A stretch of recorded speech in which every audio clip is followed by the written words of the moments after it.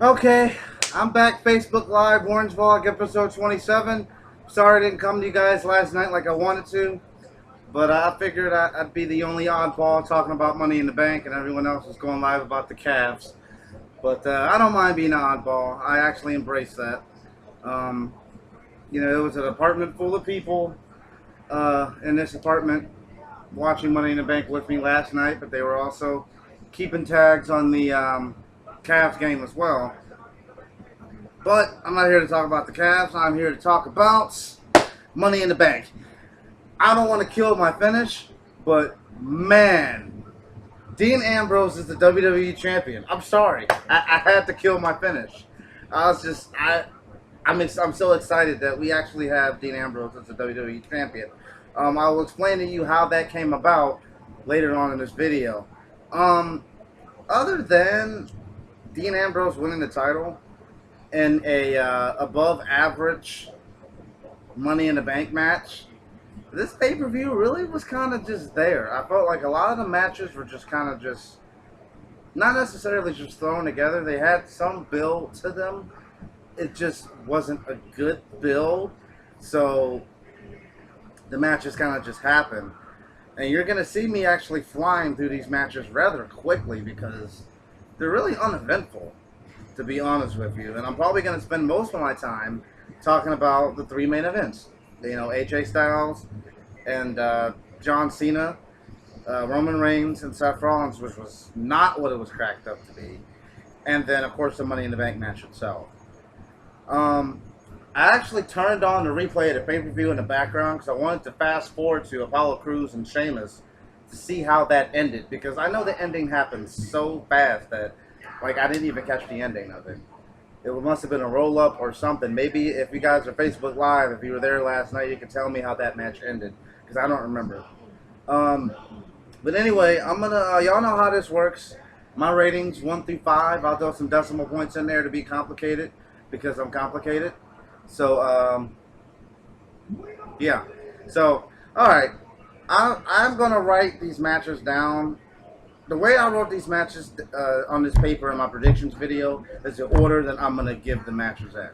So even though the tag match kicked off, I'm not gonna start with the tag match. I'm gonna start with the way I wrote it. So Ziggler and Corbin, which actually I think was the second match. Um, I have nothing more to say about Baron Corbin because I have bitched about Baron Corbin since WrestleMania, hoping that they actually do something with the kid. Hoping that this year, the winner of the Andre the Giant Memorial Battle Royal just won't have that as a title. I was hoping they would do something with him, but they're not. So I don't care. I give zero fucks at this point about this rivalry. And the fans clearly gave zero fucks about this rivalry because no one paid attention to it. I'm gonna tell you what. I forget what match it was that we were watching in my apartment. But you want to know what we were discussing while the pay-per-view was on? We were discussing Roots. That's right, fucking Roots. That's what we were talking about. I forget what match it was. It might have been the Sheamus Apollo Crews match, but that's what we were talking about in my apartment. We were talking about Roots. And that's a that's a common theme during this pay-per-view. It was just we found ourselves engaging in other conversations like Mortal Kombat and Roots and the Cavs and not paying attention to the pay-per-view. And we noticed that the fans weren't even paying attention. The fans were dead silent for Titus O'Neil and Rusev. The fans were dead silent for Ziggler and Corbin. Ziggler might have got a pop when he shook his ass from all the female fans, and that's cool, I guess. But the fans are really only hot for the Fatal 4-Way, which is on right now. And that's it. So Ziggler and Corbin got a 2.5. Ziggler tried to go for the Fameasser like 3 times before he actually got it. That's pretty much all I remember. Ziggler botched running up the steps. It was supposed to be a deep 6 move on the outside of the ring, which Baron Corbin recovered. That looked good. But they eventually fought to the ring. They got to end the days on Ziggler, and it was 1, 2, 3. Crews and Sheamus I wish I had the fast forward function to where I could just like go to a specific match so I could watch the ending of that again while I talk about it. But um, this match was pretty. Nothing really memorable about this match at all, except the fact that no, I do not have any pudding pops in my apartment. No, I don't. But yeah, Tom John tries to break my concentration too, and he's failed. And so will you, Sean. Pudding pops. Whoa. Anyway, no. Okay, yeah, you did break my concentration. Because I lost my train of thought. But yeah, Cruz and Sheamus. Cruz and Sheamus was pretty non-memorable. Nothing really happened. And again, I kind of feel bad. And I gotta go back and watch that match now to see how it ended because it seemed like it was an out of nowhere finish. I'm assuming it was a roll up of some sort. I know it came out of nowhere because it happened so fast that I missed it. Yeah, I'm doing these matches all out of order. Money in the Bank is what I have written down next. I gave Cruz and Sheamus a 3. I gave Ziggler and Corbin a 2.5. Money in the Bank match got a 4. I think that was the best match on the card. You had 6 capable workers. And something else I wanted to talk about in my last video concerning Money in the Bank matches. You need no more than 6 people. If you have any more than 6 people, that's when it gets clustered. You just need 6 good, capable workers that are crazy as fuck because you have to be crazy to compete in a ladder match. I mean, some of these spots that they did last night was just ridiculous. I like when Jericho, I think it might have been on Ambrose, when Jericho swatted Ambrose's foot and caught him midair on a code breaker. Cesaro jumped off. Cesaro is not human. There is no way that Cesaro is human. And I wish I could even just show y'all this. And it's even hard to describe. Cesaro jumped off a ladder, okay? Bounced off the ropes, springboarded into an uppercut. You had to watch it. You had to watch it to see it. It was just stupid good. Like Cesaro is so ridiculous. Like I don't know. Cesaro was my MVP for that match. I told you all my predictions in the prediction video. I said that my heart or the mark in me wanted Sami Zayn to win, but I thought Kevin Owens was going to win. But they swerved the hell out of us by putting Dean Ambrose over. And you know what? I could not have been more happier to see Dean Ambrose win that briefcase. So that's that match. Styles and Cena. Money in the Bank got a 4. Styles and Cena, to me, wasn't quite as cracked up. It wasn't quite as exciting as I wanted it to be. But I think they're going to continue on their series, so I'm kind of glad that they didn't go crazy last night. That being said, it was an awesome match. I gave it a 3.8. I knew that something screwy was going to go down. I predicted Cena was going to win via DQ by interference from the club. But, you know, the referee gets knocked out. And I really hate that cliche. And I'm a referee, so... And even as a referee, I still hate that cliche. The referee gets knocked out, so the referee doesn't see the illegal action going on. Cliche. They do it all the time. But they did that. The club came out and interfered and gave the magic twist. Somebody tell me what that is. I don't know what that is. Some sort of magic twist. It's like a neck breaker and something. And Styles pinned Cena off of it. But the way they played it off is they kind of played it off as if Styles was unaware that the club interfered. And I think that's the angle they're going to go tonight. So then we go to the Fatal 4-Way Tag Team match, which is on right now. So I can probably give you a better analysis of that match. Well, let's rewind back. Because before the match even started, I felt like this was like Sunday Night Raw. And we had fucking 15 minutes of promos before the event started. Like every team... For some reason, I got kicked off of Facebook Live. Wait a minute, hold up. Oh, let me get back live again. Oh, boy. Crappy connection, let me tell you. Shit I gotta work with here, come on.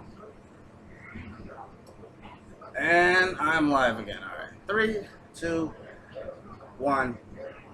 Alright, Facebook Live, I'm back. They kicked me off. I got bad connection in this house. I gotta do something, log on to my Wi-Fi or some shit. But anyway, Fatal 4-Way match is what I have down next. That match is actually on right now.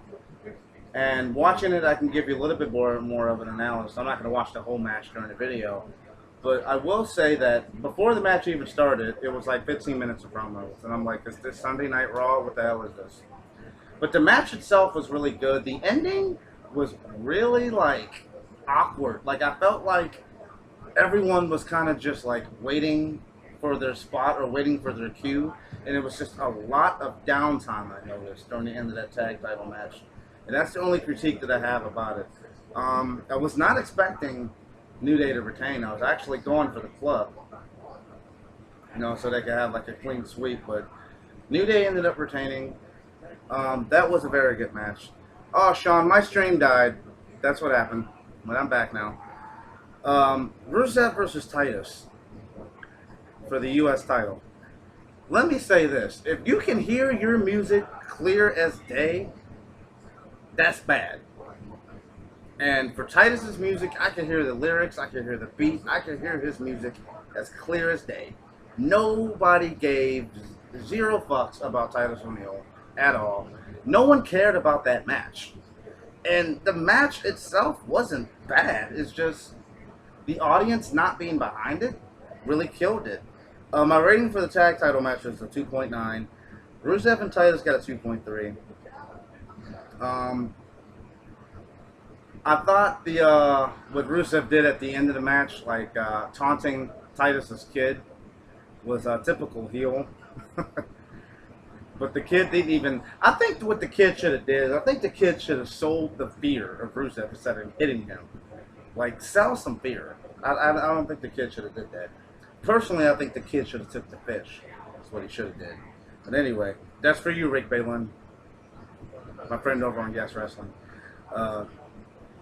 Natalya and Becky Lynch versus Charlotte and Dana Brooke. I feel like Dana Brooke still needs some work. Hell, Charlotte needs some work, to be honest with you. But that match was pretty forgettable. I got up, I got a pop, I went to the bathroom. And it's unfortunate that that's what I do with Divas matches, but it's a Divas match. And it's not my fault as the viewer.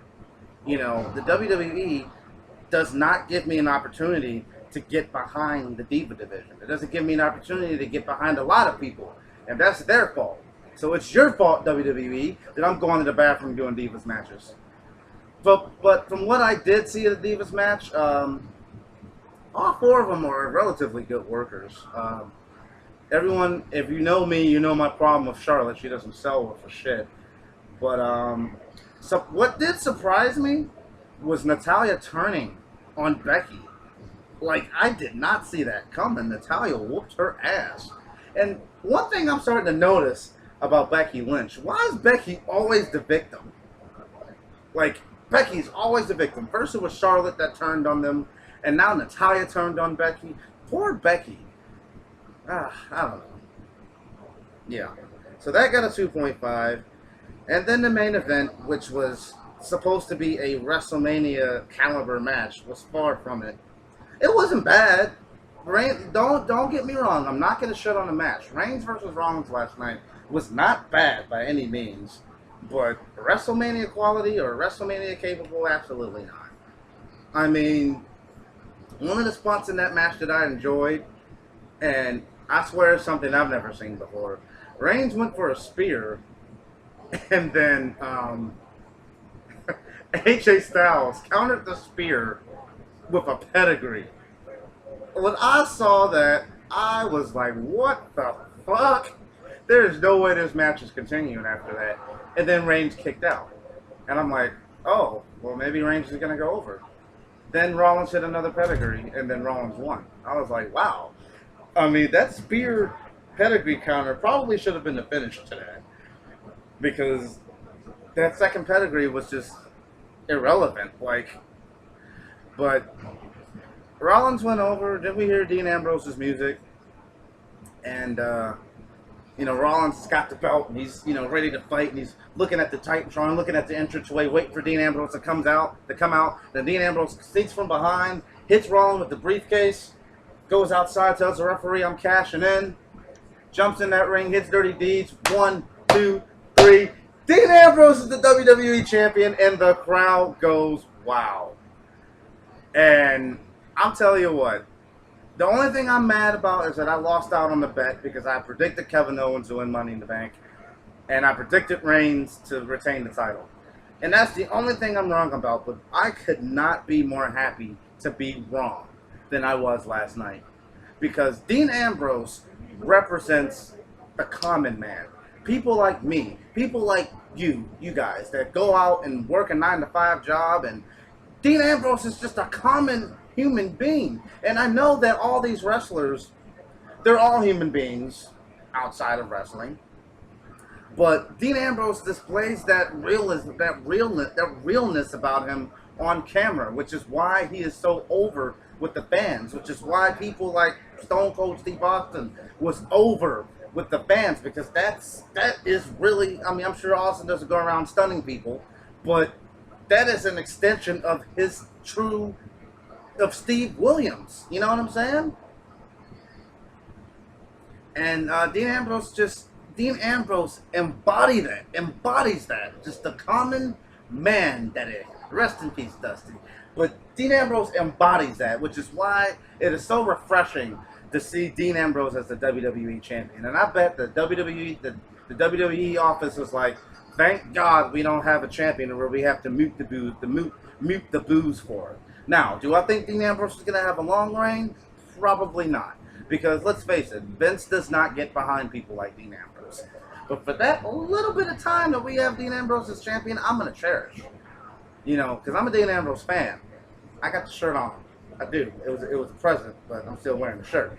Anyway, and June 19th, June 19th, 2016 will forever be known as the day that every single Shield member was WWE champion. Because Reigns came in with the WWE title, lost it to Rollins lost it to Dean Ambrose. I can't wait to watch Monday Night Raw tonight. I think it's going to be a hoot. Dean Ambrose is the champion. You never know what the hell that guy is going to do. He might actually replace Michael Cole with a fish tank. I want to see that. Oh, and one more thing. JB fucking L. Pick a side and stick with it. Like, it puts me in a fucked up place, because I understand what JBL was saying after the end of John Cena in the Styles match, how he was upset that, you know, this shouldn't happen to Cena. But you're a heel, dude. You're a bad guy. If you're gonna just randomly be a face, cool. Then make Michael Cole the heel, or make Byron Saxton. Now he can't be a heel, but man, JBL will cheer for heels in one match, and then boo heels the next match, and then side with the face, and then make fun of the face. Like, and I said it in my last video. If it's Vince McMahon or Kevin Dunn in JBL's headset feeding him lines, then I don't hold this against JBL. But I can't confirm or deny that. So until I can confirm or deny that, I'm blaming you, JBL. Pick a fucking side and stop riding the fence like a cheap prostitute riding a dick. Like, oh my God, JBL gets on my nerves so bad. Like, I'm swear I'm just about to start watching Raw on mute. That's how much I detest JBL. But the main event, Reigns and Rollins got a 3.3. I didn't rate the cash in because, I mean, it's you know, I'm not gonna rate the cash in. I mean, 5 out of 5 if I'm being a mark. But anyway, so with all the matches I have listed, with all the ratings, the average came out to about a 3. And I mean, 3 is average. It was an average-ass pay-per-view. Like I said at the beginning of this video, everything just kind of felt like it was there. You know, all these matches, with the exception of the main event matches, didn't really seem like they served a purpose or further any type of a storyline. I mean, Natalia's heel, so we know that's going to go somewhere. Hopefully Ziggler and Corbin is over. I didn't even talk about the pre-show matches. Those established nothing. Cruz and Sheamus. Maybe Cruz will get a little bit of a push, or maybe Sheamus will continue to pick on him. The Money in the Bank is pretty much over because Dean Ambrose already cashed in. We know Styles and Cena is, I'm predicting, it's probably going to go to SummerSlam. I don't know when the New Day is losing the tag titles. I hope it's soon. Nothing against the New Day. I'm just tired of the New Day. Like, I just want to see some new blood on those titles. Overall average pay-per-view, yeah, pretty much. This has been my episode 27. And next episodes coming your way will be pay-per-view events and wrestling events that I was live for but never watched. So I'm going to go back and watch them and review them. I'm Warren Freeman. It's been real. You guys have a wonderful day.